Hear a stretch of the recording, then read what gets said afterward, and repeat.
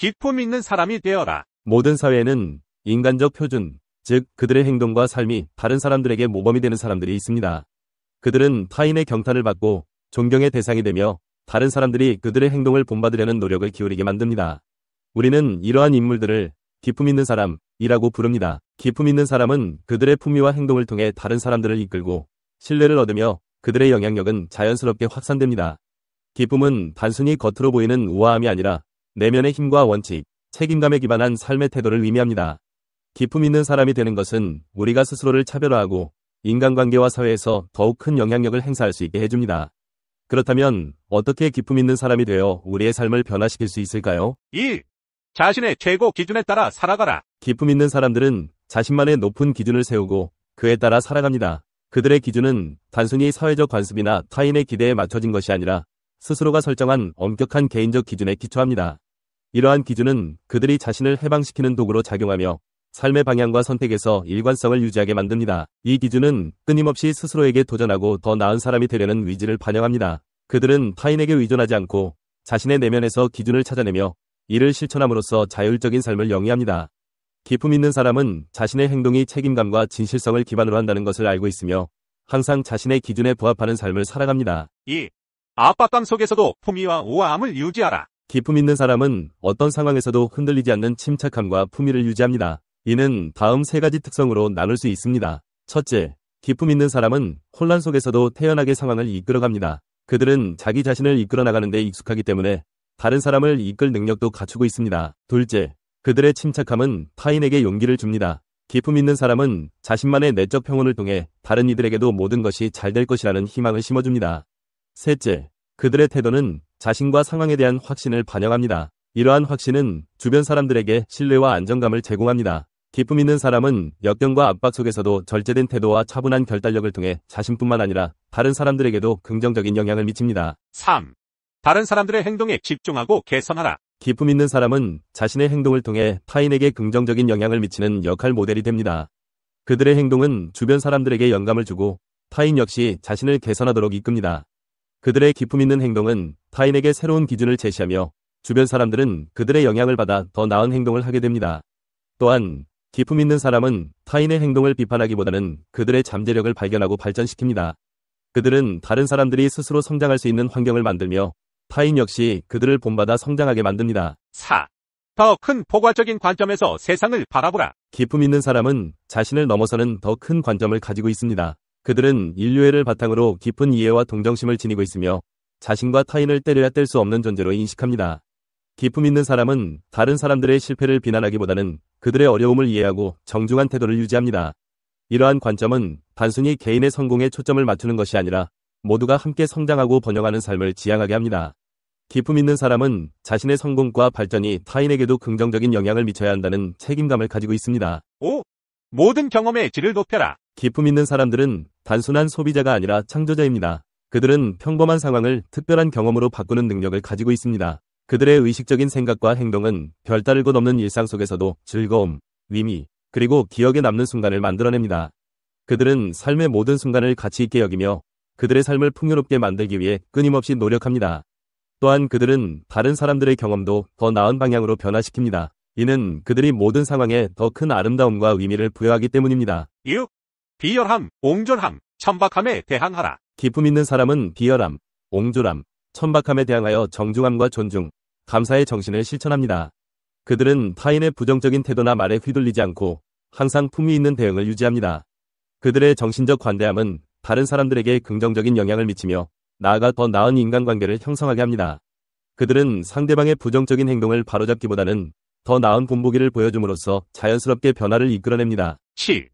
행동과 결과에 대한 책임을 지라. 기품 있는 사람은 책임감을 가지고 있습니다. 그들은 자신의 실패와 실수를 인정하며 이를 진보의 발판으로 삼습니다. 그들은 책임을 회피하지 않고 문제를 직시하며 해결책을 찾아내는 용기를 가지고 있습니다. 또한 그들은 자신의 행동이 미치는 영향을 이해하며 항상 더 나은 결과를 창출하기 위해 노력합니다. 기품 있는 사람은 자신의 잘못을 인정하고 이를 통해 성장해 나갑니다. 8. 모든 상황의 완전성을 강화하라. 기품 있는 사람은 모든 상황에서 완전성을 유지하려고 노력합니다. 그들은 성장과 발전을 위해 더 큰 목표를 설정하고 달성해 나가며 주변 사람들에게도 긍정적인 영향을 미칩니다. 그들은 자신의 행동이 타인과 세상에 미치는 영향을 고려하며 세상을 더 나은 곳으로 만들기 위해 끊임없이 노력합니다. 그들의 기쁨 있는 행동은 다른 사람들에게 영감을 주며 세상을 더 좋은 방향으로 변화시키는 동력이 됩니다. 9. 인간임이 의미를 넓혀라. 기쁨 있는 사람은 자기 자신과 타인의 삶을 풍요롭게 만드는 새로운 방법을 끊임없이 발견합니다. 그들은 다른 사람들의 독창성을 인정하며 그들이 세상에서 자신만의 방식으로 표현할 수 있도록 도와줍니다. 그들은 자기 자신의 경계를 확장하며 타인 역시 성장할 수 있도록 돕습니다. 이는 그들이 인간의 경험을 더욱 깊고 의미 있게 만들어주는 특성을 가지고 있기 때문입니다. 10. 다른 사람들의 자신감과 능력을 높여라. 기품 있는 사람은 에너지를 소모하는 사람이 아니라 에너지를 창조하는 사람입니다. 그들은 다른 사람들에게 자신감을 심어주고 그들의 잠재력을 발휘하도록 돕는 역할을 합니다. 기품 있는 사람은 타인에게 성장할 수 있는 기회를 제공하며 그들의 능력과 창조성을 최대한 발휘할 수 있는 환경을 만듭니다. 그들의 영향력은 단순한 말이나 행동에서 그치지 않으며 타인들이 자기 실현을 이루도록 도와주는 중요한 역할을 합니다. 결론으로 기쁨 있는 사람이 된다는 것은 자신의 내면적 기준과 책임감을 바탕으로 삶을 긍정적으로 이끌어가는 태도입니다. 이는 단순히 외적인 행동의 우아함이 아니라 내면의 깊이와 도덕적 기준에 의해 이루어집니다. 기쁨 있는 사람은 타인에게 긍정적인 영향을 미치는 본보기가 되며 자신과 타인의 삶을 풍요롭게 만드는 리더로 자리 잡습니다.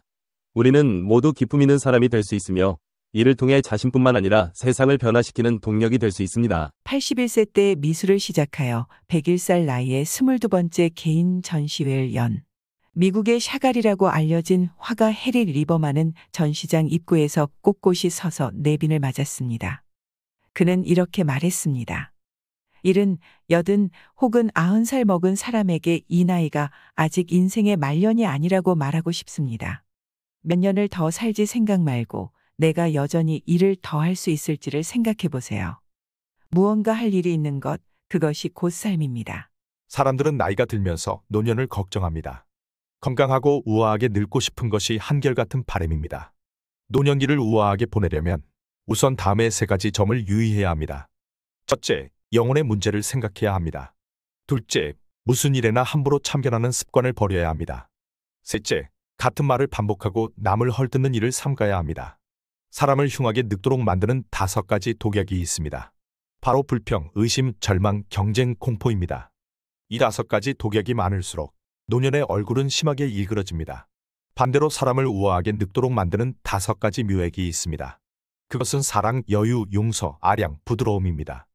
이제 얼마 남지 않은 종착역을 앞두고 독약은 피해야겠고 묘약은 챙겨야 하겠지만 그래도 무엇보다 더 중요한 건 마음의 건강입니다. 육체보다 마음의 녹이 슬지 않도록 노력하며 사는 것이 장수의 비결입니다. 해리 리버만은 폴란드 출신 미국 이민자입니다. 그는 1905년 26살의 나이로 미국으로 이민가서 어려운 환경 속에서 과자도매상을 차려 열심히 일한 덕분에 풍족한 노후를 맞이할 수 있었습니다. 77세가 되던 해 은퇴한 그는 노인학교에서 친구를 만나 이야기를 나누고 체스를 두며 노년을 보내고 있었습니다. 그런데 어느 날 체스를 둘 친구가 없자 해리는 멍하니 벤치에 앉아 있었습니다. 그를 본 어느 자원봉사자가 할아버지, 그냥 앉아 계시지 말고 미술실에 가서 그림을 그려보시는 게 어때요? 내가 그림을? 붙잡을 줄도 모르는데. 그야 배우면 되죠. 그러기엔 이미 늦었어. 난 이른이 훨씬 넘이 붓을 잡으면 손이 안 따라가. 제가 보기엔 연세가 문제가 아니라 할 수 없다고 생각하는 마음이 더 문제인 것 같은데요. 이 말에 끌린 그는 늦은 나이에 새로운 걸 시작하는 게 두려웠지만 미술실을 찾아가 매일 거르지 않고 떨리는 손으로 열심히 그림을 그렸습니다. 그의 손으로 인생의 깊이가 성숙한 그림에 표현되었고 미술평론가로부터 원시적인 눈을 가진 미국의 샤갈이라는 평가를 받았습니다. 해리 리버만은 101세 22회 전시회를 마지막으로 눈을 감을 때까지 수많은 작품을 남겼으며 지금도 미술 수집가에게 그 가치를 인정받고 있습니다. 늦었다고 생각하지 마십시오. 나이는 핑계에 지나지 않습니다. 늦었다고 생각하며 도전하지 않으면 꿈을 영원히 이루지 못합니다. 늙은 나무에 더 좋은 열매가 맺을 수 있고 하루의 햇빛 중에서 가장 아름다운 때는 우아한 황혼, 즉 저녁 노을입니다. 노년기의 삶도 보람되고 즐거울 수 있습니다. 또한 노년기는 평화로운 정신, 만족, 행복을 얻을 수 있는 시기입니다.